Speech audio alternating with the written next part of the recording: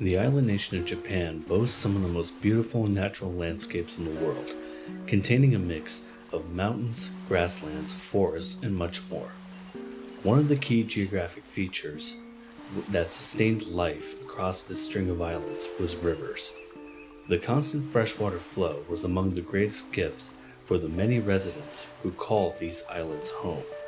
This was even more true for the farmers who lived a laborious lifestyle, tirelessly working to provide food and materials for their community while simultaneously trying to earn a livable income. These rivers serve as a way to provide clean drinking water for themselves, their families, their domesticated animals, and their crops. In many ways, they represent life for its inhabitants. Unfortunately, following the expansion of technology in the late 1800s, some of these rivers would transform into harbingers of misfortune and misery, as the same waters that provided life slowly but surely took it away, subjecting its victims to fates worse than death.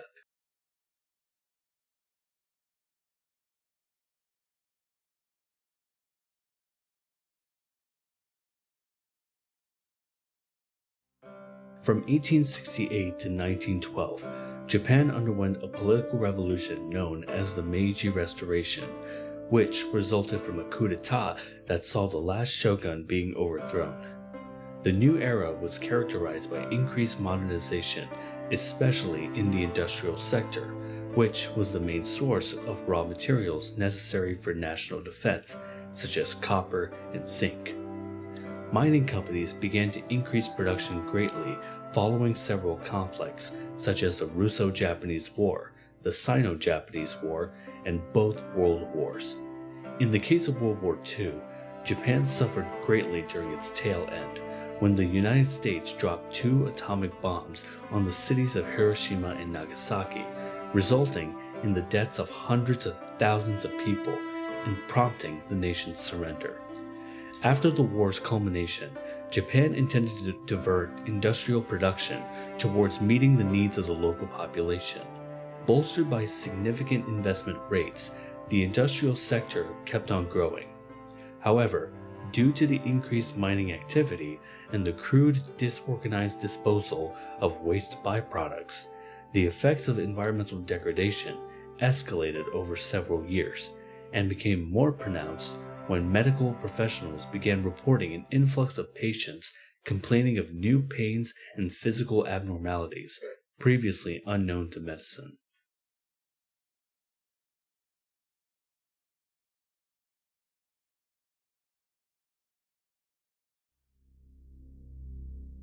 From the 1930s to the 1960s, father and son physicians Drs. Shigejiro and Noboru Hagino noticed that many of their patients exhibited nearly identical symptoms.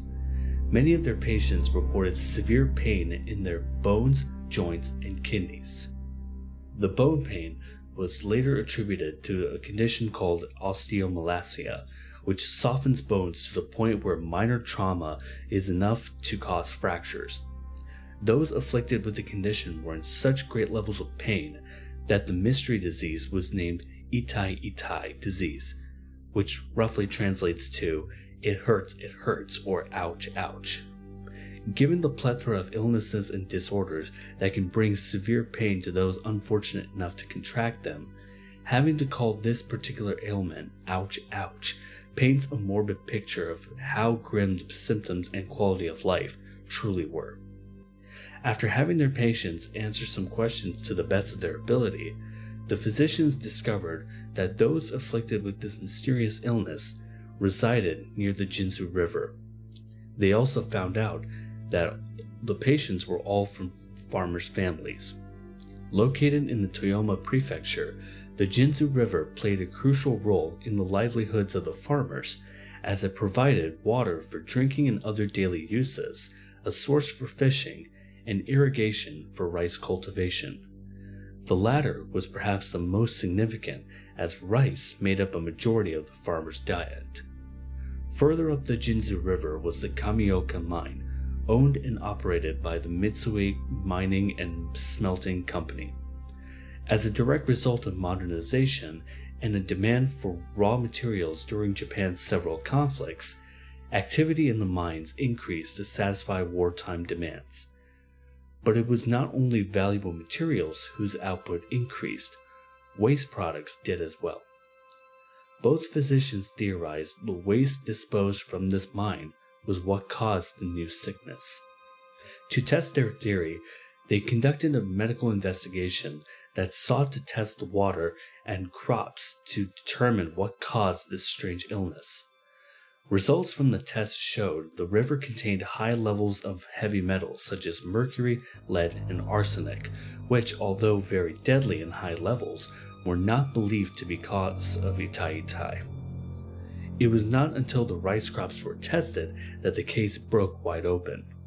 The rice contained high levels of another toxic heavy metal called cadmium, and one of the major byproducts produced by the mine was cadmium. A closer and more detailed investigation into the mine's operations revealed how this deadly element managed to poison entire farming communities at the drop of a hat. Inside the Kamioka mine, a new process was being utilized to extract materials that were critical for wartime efforts, such as copper, lead, and zinc. The process used to extract these materials is called froth flotation, which selectively separates hydrophobic and hydrophilic materials. All of these materials contain differing levels of hydrophobicity, and these differences allow for easier extraction of valuable materials. The process works by grinding the ore, which is then mixed with water and reagents that selectively bind to the target materials. Air is then bubbled through the mixture, which creates a froth at the surface, and because the target materials became hydrophobic as a result of being bound to the reagents, the material attaches to the air bubbles and rises to the surface as a froth. The concentrated materials are skimmed off of the surface and sent away for further processing, while the remaining waste is disposed of. In the Kamioka mine, the byproducts were heavily composed of cadmium, but instead of containing it, the mine disposed of them down the Jinzu River, which poisoned the water supply and the crops that grew in the surrounding areas. Because the farmers' diet was almost exclusively made up of rice, they were ingesting large amounts of cadmium, and because the rice was lacking adequate levels of essential vitamins, minerals, and protein, their bodies were able to absorb the cadmium more quickly. The excess intake of this toxic element then inhibited the body's ability to absorb calcium, a mineral essential for bone growth and strength. This accounted for the further exacerbation of osteoporosis and osteomalacia. As a result, the bones became easily fractured even from light trauma. Some of those fractures were so severe that they resulted in musculoskeletal distortions such as extreme spinal curvatures, hunched over appearances, loss of stature, and much more. To the Haginos, the results were undeniable. Itai-Itai was caused by cadmium poisoning, and the source was the Kamioka mine, owned by Mitsui.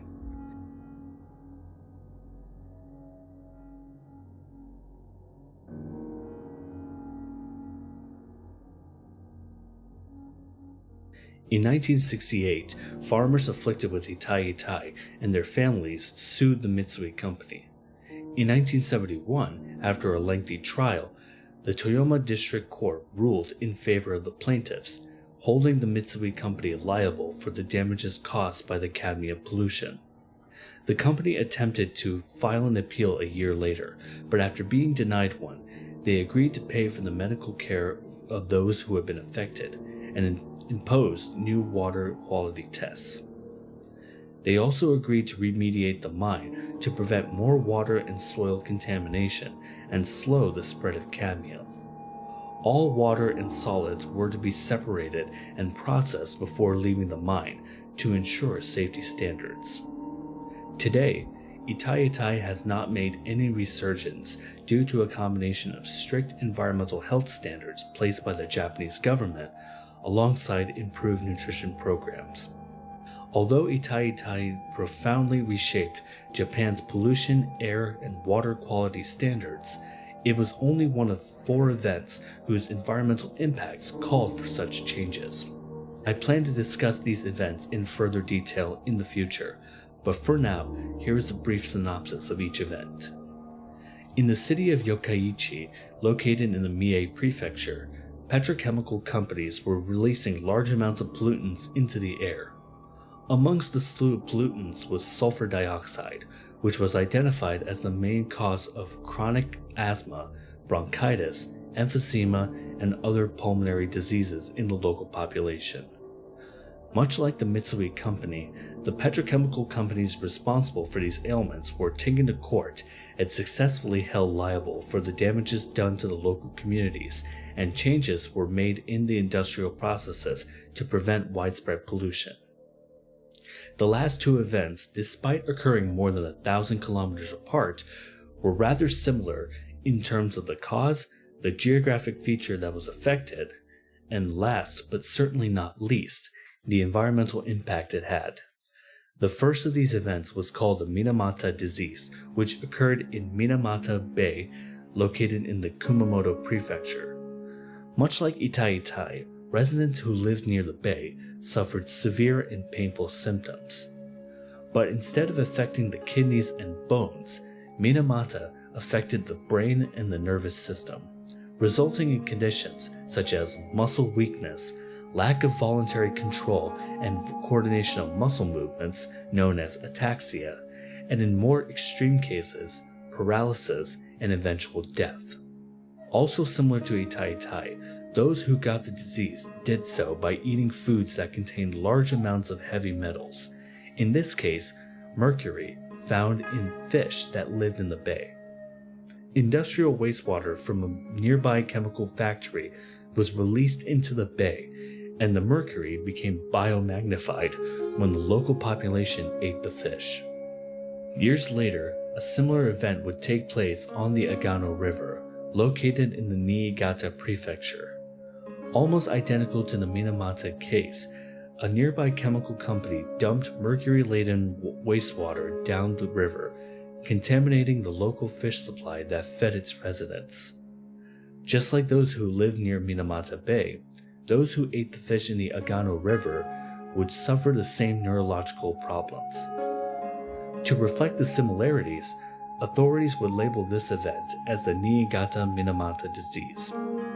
All in all, these 4 events would become known as the Big 4 pollution events, whose impacts were so severe that they garnered widespread attention and called for a massive reformation of environmental health standards. These tragedies offered Japan an opportunity to strengthen environmental regulations, and the devastation they caused revealed the urgent need for stricter pollution control.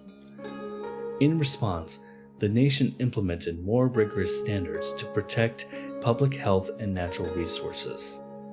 This shift would be another step towards the prevention of future disasters of similar magnitude, and would ultimately pave the way for a healthier, more environmentally conscious society, despite the painful costs.